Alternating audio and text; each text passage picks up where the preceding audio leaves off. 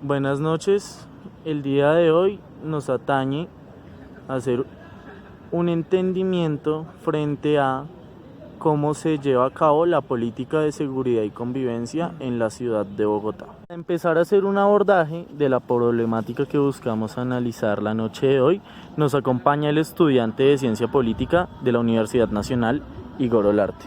Hola, Igor. Hola, ¿cómo vas? Bien, muy bien. Entonces, pues principalmente quisiera preguntarte cómo es la problemática o cuál es la problemática que se está planteando pues esta noche frente a la seguridad y convivencia en la ciudad de Bogotá. Bueno, a nosotros nos interesa entender el cambio de paradigma de las políticas públicas en las tres últimas alcaldías en términos de la seguridad ciudadana. Esto porque nosotros podemos ver que la seguridad ciudadana es uno de los temas más importantes en el debate público, en la agenda y en la opinión de las personas.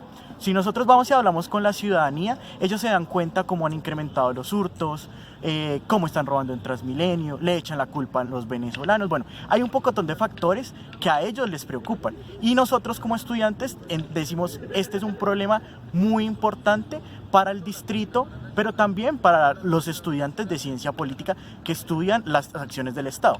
Por eso nuestra problemática principal tiene que ver cuál es el cambio que se generan en las políticas públicas en términos de sus paradigmas. Okay. Pero ¿tú qué estás entendiendo por paradigma en política pública?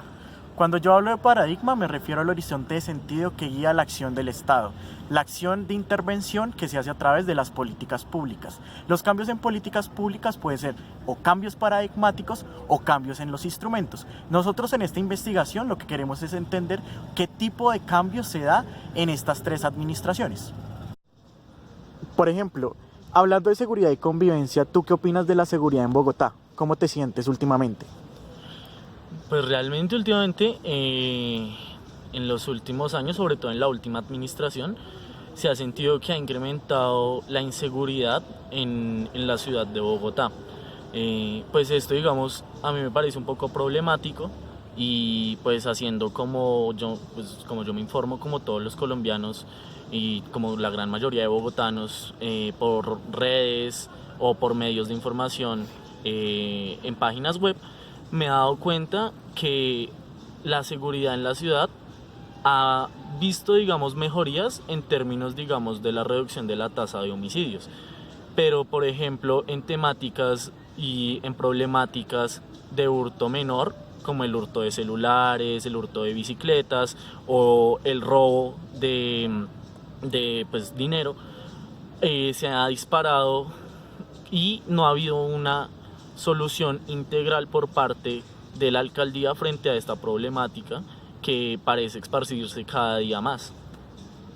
Entonces ahora a mí me surge una duda y pues después digamos lo que te he expuesto de la inseguridad y la percepción que yo tengo frente a esta problemática en la ciudad, quisiera saber por qué el paradigma no la puede abordar correctamente y por qué digamos, ha disparado en los últimos años. Mira, no la aborda correctamente porque la teoría en la cual se basa pues es insuficiente frente a la realidad, ¿sí? Entonces, esta teoría es la teoría de las ventanas rotas.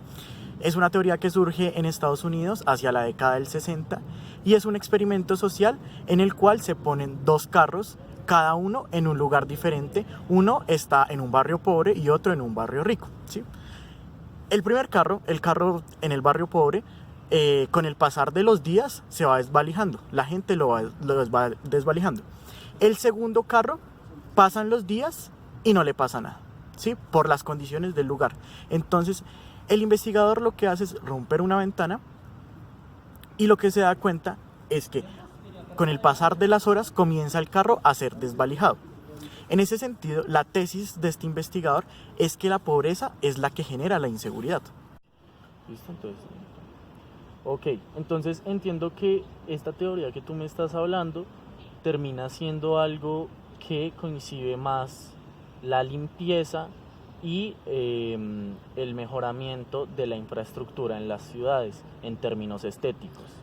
Tienes razón, es una visión demasiado higienista del problema, ¿sí? O sea, Si tú te das cuenta, la alcaldía de Peñalosa tiene esa visión que tú estás describiendo.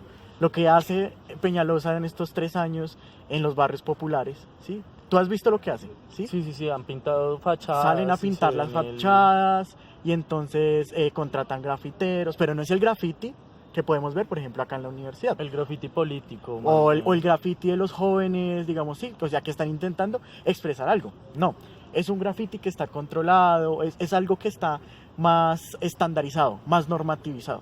¿Sí? Ok. Entonces, mira las escaleras como están. Ok, sí. Está. Pues igual es una expresión también, pero no es, digamos, similar a lo que se está dando en los barrios más vulnerables de la ciudad. Sí, es algo totalmente distinto. Entonces podemos ver cómo él aplica perfectamente. Si tú miras, digamos, las 3 últimas alcaldías, él es el ejemplo perfecto de esa teoría, de una teoría que no está respondiendo a las necesidades, no está resolviendo el problema de fondo, porque antes el hurto incrementa, ¿sí? O sea, Ok. no se supera la desigualdad, que es el factor real por el cual la gente comete esos delitos, ¿sí? Ok, Entonces, pero igual prefiere- también me surgiría una duda, perdón, te interrumpo. Vale. Y es, listo, tú me hablas de las últimas 3 alcaldías y yo quisiera saber, digamos, qué se hizo o qué se planteaba en las últimas dos, que si no estoy mal es Bogotá Humana y la Bogotá Positiva. Sí, tienes toda la razón. La Bogotá positiva era la de Samuel Moreno, perdón, y él intentó hacer unos cambios en la política, sí, unos cambios medianos, podríamos decir, medianos, pero realmente no los logra ejecutar. Termina siendo lo mismo que todas las alcaldías. Lo que nosotros podemos ver es que la alcaldía de Gustavo Petro pues plantea un cambio paradigmático. En principio es un cambio paradigmático. Este cambio paradigmático está centrado en la seguridad humana, ¿sí? Que es un concepto que desarrolla la ONU, que ve el problema de la seguridad como un problema integral, ¿sí? De múltiples factores, de múltiples determinaciones, ¿sí? Es un problema más desde una visión mucho más humanista, ¿sí? Entonces tú ves la cultura, ves la educación, ves las condiciones de existencia, ves más cosas que necesitas garantizar. No solamente es la visión desde el respeto a la propiedad privada, ¿sí?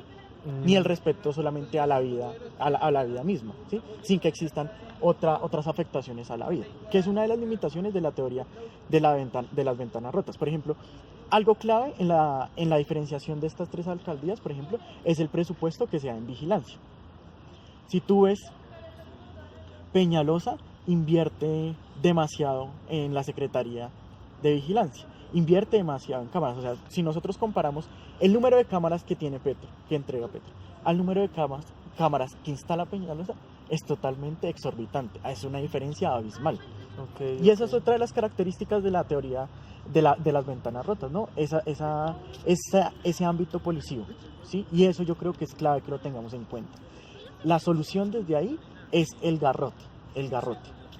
No, y digamos, yo entiendo lo que tú me has planteado frente a las problemáticas, pero entonces me surgiría una duda y es saber qué o por qué se mantiene estas lógicas en términos de seguridad y convivencia, y también me cuestiona si hay algo que nos pueda dar una solución, digamos, un poco más, no sé si integral o completa frente a las problemáticas.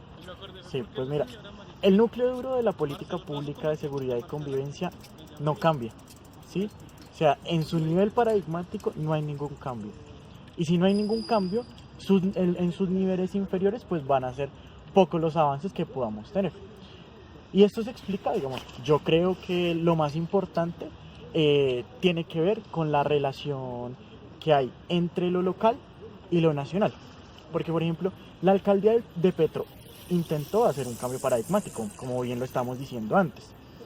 Pero al depender de una política nacional, pues no pudo generar mayores cambios porque tenía que haber una articulación entre instituciones y de dimensiones locales con nacionales. Entonces, en ese sentido, yo creo que hay que traspasar, digamos, las dimensiones y no solamente pensar en las posibilidades que nos da la autonomía local, ¿sí? Sino pensarnos en una nueva regulación nacional, para que la coordinación entre las instituciones cambie, porque si no vamos a seguir viéndonos limitados. Eso por un lado. Lo segundo es que no podemos quitar la represión del marco de las acciones del Estado, ¿sí? La represión es un eje fundamental de la política, pero no puede ser toda la política, ¿sí? En ese sentido, la prevención tiene que tomar mayor relevancia en las políticas que nosotros vayamos generando, ¿sí? Cosa que el concepto de seguridad humana nos permita ir avanzando hacia esos cambios paradigmáticos que nosotros deseamos. Yo creo que esas dos serían dos vías, dos ejes estratégicos para poder romper ese continuismo de esa política que se ha generado hasta ahora. No, ok, listo, dale, muchas gracias.